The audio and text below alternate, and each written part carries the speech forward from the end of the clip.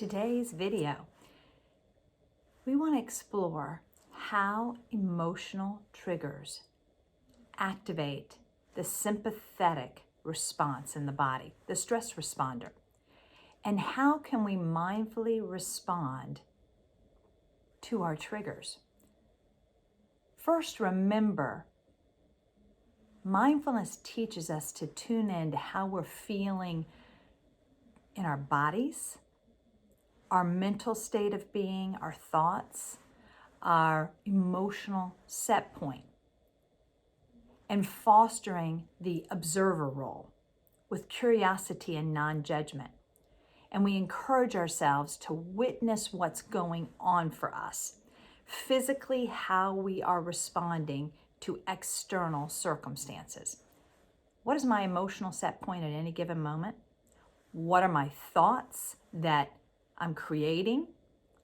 And remember, those are thoughts influenced by our emotional current.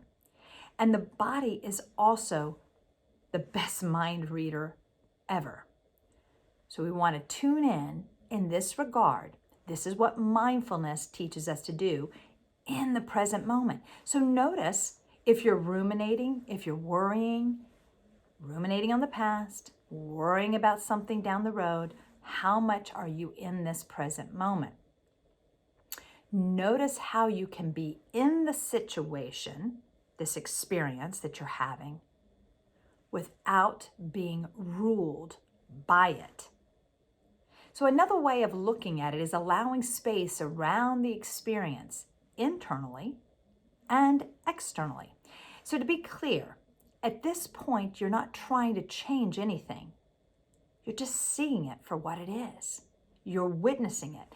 I tell people all the time, the best analogy is it's like you're watching your movie, your life movie, play out on the screen, your movie screen. And notice how it feels when you're engaged in a movie. No, don't do that. Oh my God, you're going to do that. Or fear, right? This is the same kind of dynamic that we have going on in our internal world when we start tuning in to self-awareness.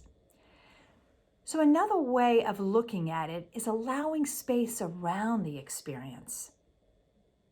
If you feel yourself emotionally attached to something, awareness is power.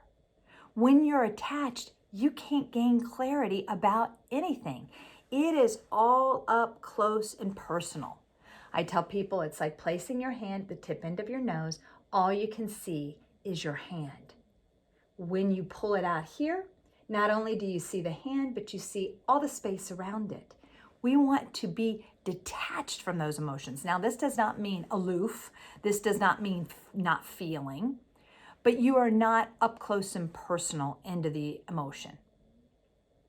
You're learning to be the observer with curiosity, non-judgment of what you are feeling. There is no bad emotion. We accept that we're feeling it. We actually respond to ourselves and say, I see you. I hear you.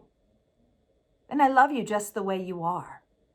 You really want to respond to yourself with love and kindness that you're having this emotional experience, this emotional trigger to this experience.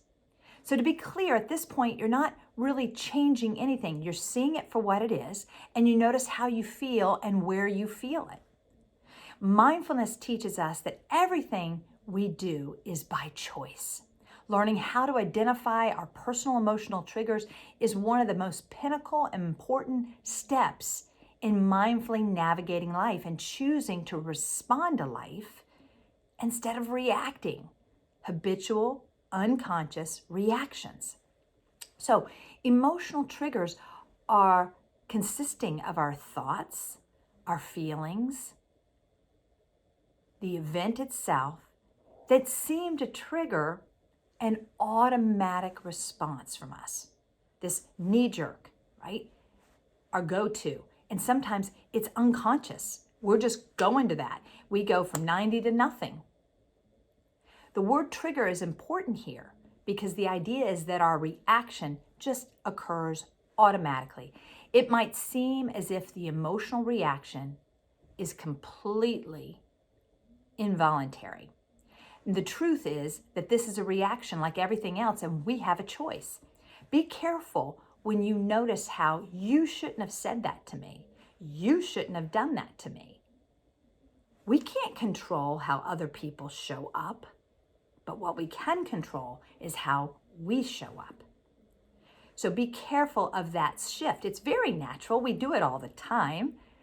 Non-judgment, but is that a fact? How can I control? How can I say, okay, you show up this way and you'll make me feel better? It's not realistic. So how do I navigate how I react or respond? How can I articulate and communicate, especially with those that we're interacting on a regular basis, and we maybe need to set a boundary, we need to express ourselves, and effectively and mindfully communicate our needs. So remember that learning how to identify our personal emotional triggers is the first step to taking control of how we choose to respond to life situations. And remember to mindfully witness what's going on internally. You're fostering a relationship with self to understand self from an emotional standpoint, the thoughts you're creating, the bodily sensations you're experiencing, and you want to explore these with love and kindness toward yourself. And notice those that elicit an emotional trigger. What do we mean? Those things that don't feel good, that literally take us from 0 to 100, and we can't maintain a state of peace. What is it? Everything in our experience is there to teach us something about ourselves. What is it that triggered that in me?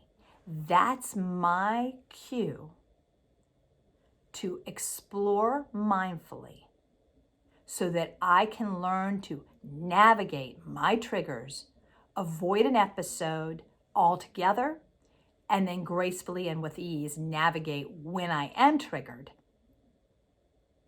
so that I can learn from it.